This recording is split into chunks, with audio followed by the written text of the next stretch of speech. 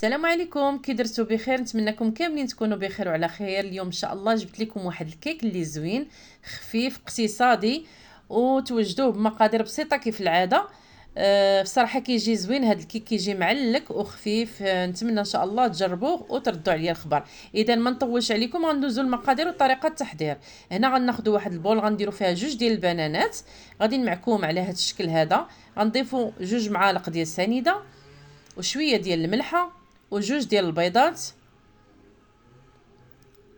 واحد الساشي فاني، وكنخلطوا الكل جيدا، يعني غير بالطراب اليدوي، ما كنحتاجوش طراب كهربائي. صافي هنايا نص كاس ديال الزيت، وكنعاودوا نخلطوا. كنضيفوا واحد الياغورت يعني بالنكهه ديال الفاني. كنضيفوا هنا كاس ديال الحليب ديال العنبه.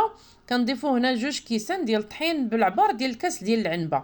صافي، وكنضيفوا جوج ديال الخمارات. هادو هما المقادير اللي عندنا.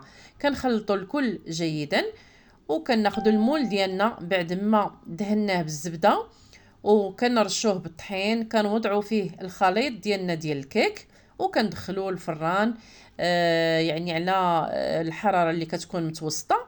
صافي كنخليو الكيك ديالنا حتى كيطيب، تقريبا عنده ما بين 20 حتى ل 30 دقيقه كيطيب لينا الكيك ديالنا. هنا ممكن ديروا اي مول، يعني مربع مستطيل كيف ما بغيتو اولا داير. هنا عندي جوج معالق ديال الكركاع ضفتهم هكا من الفوق، وجوج معالق تقريبا ديال حبيبات الشكلاط اولا الشكلاط ديال الكوكيز. صافي دخلتها الفران. هنا بعد ما خرجت من الفران درت ليها شويه ديال العسل كيف ما شفتوا. بما ان الحلاوه يعني ما ضفتش بزاف السكر لداخل، درت غير جوج معالق يعني مع العسل هكا كتجي مزيانه. صافي هنايا ضفت العسل ودرت اللوز ايفيلي باش زينتها. كتجي زوينه وكتجي خفيفه ومعلكه. كنتمنى ان شاء الله تجربوها، وما تنساونيش من اللايك والتعاليق زوينه ديالكم، والناس اللي عاد دخلوا يتابوناو باش يوصلهم كل ما هو جديد. اذا بصحتكم وبراحتكم الى فيديو قادم، والسلام عليكم ورحمه الله وبركاته.